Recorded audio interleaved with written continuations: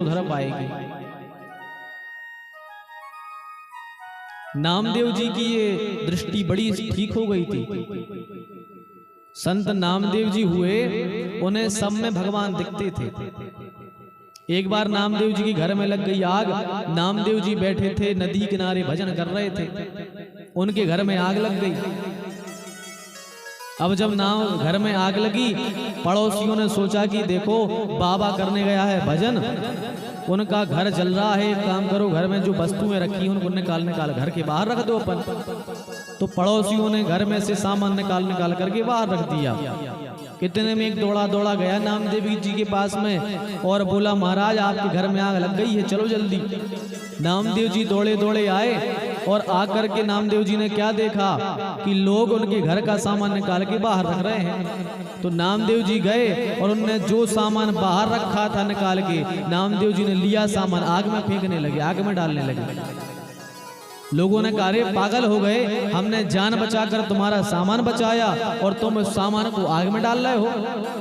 अरे नामदेव जी बोले, भैया तुम हमारे प्रभु के भोजन को दूर कर रहे हो। अरे हमारे घर में नारायण यज्ञ के रूप में आए, यज्ञ बन करके अग्नि के रूप में नारायण आए और उनका तुम भोजन छीन रहे हो। अरे उनको भोजन दे दो, उनकी ही मर्जी है, जो जल रहा है जल जाने दो। तो नामदेव जी ने जितना सामान निकाला था सारा सामान आग में डाल दिया, सब जल गया।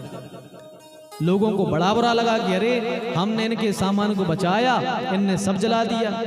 तो लोगों की सहमति बन गई, बोले सुनो एक काम करो, आज पूरी ठंड के भर इसको कोई रहने के लिए जगह नहीं देना। ठंड का समय था, कहा ये बाहर ही डला रहे। अपन ने बताओ मदद करी, उल्टा अपन को ये डांटने वाला हो गया। इसकी कोई मदद नहीं करना, सब अपने अपने घर चले गए पड़ोसी। अब रात्रि भई, नामदेव जी बेचारे बाहर ठिठुर रहे थे बैठे बैठे। ठंड के दिन थे, नामदेव जी बाहर बैठे बैठे भजन कर रहे और ठिठुर रहे। अब हुआ क्या कि यहाँ नामदेव जी ठिठुर रहे और बैकुंठ में भगवान नारायण ठिठुर रहे। भगवान नारायण को ठंड लग रही बैकुंठ में। लक्ष्मी जी ने कहा, प्रभु आपको ठंड क्यों लग रही है, क्या बात है, कब क्यों रहे हो आप? तो भगवान नारायण बोले, देवी वहां देखो हमारा नामदेव ठंड में पड़ा है, उसे ठंड लग रही है, इसलिए ठंड हमें लग रही है। लक्ष्मी ने कहा, उपाय क्या है कि जिससे आपकी ठंड दूर हो जावे? तो भगवान कहते हैं, देवी उसके लिए तो एक काम करना पड़ेगा। बोले क्या काम? तो भगवान ने कहा, देवी रात्रि है, उसके लिए घर तो बनाना पड़ेगा। लक्ष्मी जी बोली, चलो प्रभु अब बनी बना देते हैं। भगवान ने कहा, सोच लो तुम्हें ही घर बनवाना पड़ेगा। लक्ष्मी ने कहा, ठीक है हम घर बनवाएंगे। अब लक्ष्मी नारायण आए और नामदेव से बोले, नामदेव जी हम तुम्हारा घर बना रहे हैं। तो नामदेव जी बोले, प्रभु हमारे पास कुछ देने को नहीं है पर आपके लिए। तो भगवान बोले, एक काम करो, तुम हमें भजन सुनाओ, हम तुम्हारा घर बना रहे हैं। तो रात्रि में नामदेव जी भजन सुना रहे हैं भगवान को और भगवान जो है बढ़िया उनका घर बना रहे हैं। बढ़िया भगवान ने अच्छे घास डाल इत्यादि करके बढ़िया भगवान ने मकान तैयार कर दिया। लक्ष्मी जी ने अच्छा लीप दिया, चौक डाल दिया, बड़ा सुंदर तैयार हो गया घर।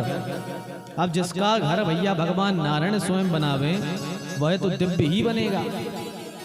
भगवान नारायण और लक्ष्मी ने मिलकर के भगवान ने अच्छा घर बना दिया। भगवान अंदर ध्यान हो गए। जब प्रातः काल हुआ, गांव पड़ोस के आए, कहने लगे, यार नामदेव का ये घर कैसे बन गया रात ही रात में? किसी ने कहा, नामदेव तुम्हारा तो घर जल गया था, ये कैसे बन गया? तो नामदेव ने कहा, भगवान नारायण ने आकर बनाया हमारा घर। भगवान नारायण आए तो उन्होंने बनाया है हमारा घर। तो गांव के बोले, नामदेव हमें भी अपना घर बनवाना है भगवान से इतना सुंदर। तो नामदेव जी बोले, यदि भगवान नारायण से सुंदर घर बनवाना है तो पहले जाओ और अपने अपने घर में आग लगाओ जाके। जोन में दम हो सो अपने हाथ से अपने घर में आग लगा दो, तो भगवान नारायण खुद आएंगे तुम्हारा घर बनाने के लिए। अब बताओ ये किसमें सामर्थ्य है कि अपने घर में जाके आग लगा दे? इतना विश्वास भगवान पर होना चाहिए। यदि हम अपने घर में आग लगा देंगे तो भगवान नारायण आएंगे हमारा घर बनाने के लिए। नामदेव जी को तो हर एक पशु पक्षी में भी भगवान दिखने लगे थे। एक दिन नामदेव जी रोटी बना रहे थे, घी लगाया नहीं था रोटी में। रोटी बना रहे थे, चूल्हे के यहाँ बैठे थे, कुत्ता आया, उसने 2 रोटी दबाई, मुंह में दौड़ लगा दी। नामदेव जी पीछे से घी की कटोरी लेके दौड़ रहे, बोले हे प्रभु हमें पता है, हे विठलनाथ